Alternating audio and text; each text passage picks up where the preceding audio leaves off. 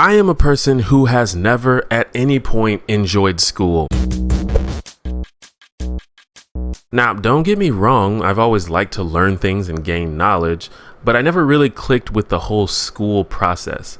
Now, a large part of this is due, quite frankly, to the failure in the design of the American academic system. I never really felt like I was learning anything useful. I was just arbitrarily memorizing things in order to pass tests. The focus on test taking as a measure of comprehension is a major flaw in my opinion, because test taking is a specific skill that not everyone has, and it measures aptitude in a very specific way, which is not necessarily the way that everyone learns or retains knowledge. But we can get more into that another time. While the academic system isn't perfect, there are definitely some things that I wish I knew back in school that would have improved my desire to pay attention and attempt to learn. Now keep in mind, I haven't been in a classroom in like a decade, so as far as I know, things could be completely different now, but I still hear a lot of the same complaints about school that I made back in my day.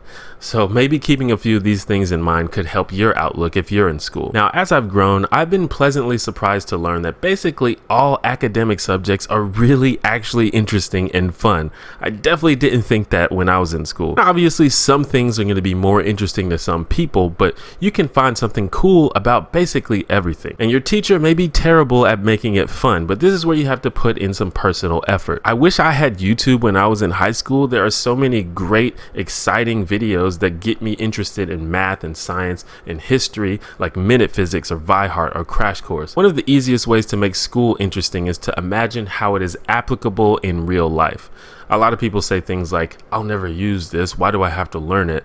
And really, I think people underestimate just how practically useful a lot of this knowledge is. For example, when I was in 10th grade, I took biology, geometry, US history, and English, and some other stuff, but that was the core. Now, the practicality of English class should be obvious for anyone living in an English-speaking country.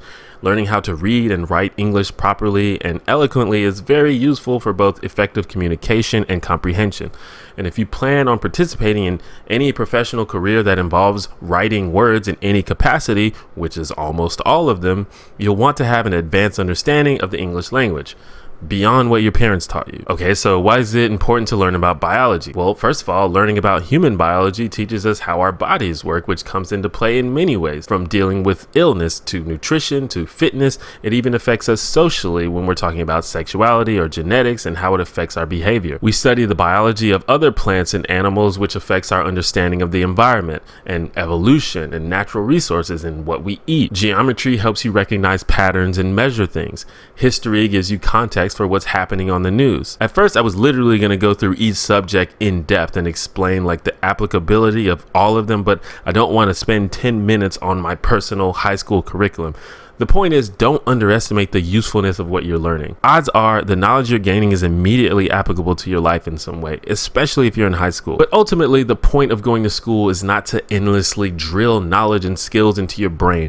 That's a part of it, but the main point of school is to teach you how to learn. It's to prepare you for a world that will constantly test you and throw you in uncertain situations where you have no one but yourself to look to for solutions. This is why most tests in school are not open book tests, because in your job in life, you're generally going to be able to look up stuff when you don't know the answer, especially now that everyone has a smartphone. But there are some questions that Google can't definitively answer for you, like how can I be more positive, or how can I help my business succeed? You can get advice for these things, but the skills you develop in critical thinking, pattern recognition, abstract reasoning, data interpretation, and so on are really hard to acquire and really internalize anywhere else but a classroom. And even from a practical standpoint, you're not always going to be able to look everything up.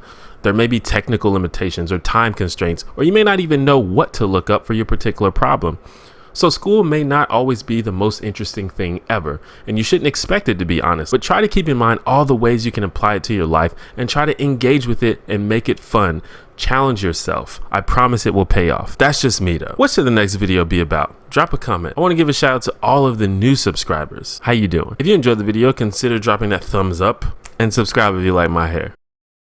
Thank you once again for watching my video. For those that don't know, I'm a full-time YouTube creator, and the only way that I'm able to do that is through your support, and a large portion of that support comes through Patreon. Now, Patreon is a crowdfunding site for people like me with ongoing creative projects. It's kind of like an online tip jar where you can set it up to donate just a couple bucks every time I make a new video. So if you find any value in my channel or my videos, or if you just want to support me, please consider signing up for Patreon. That would be super amazing and totally appreciated.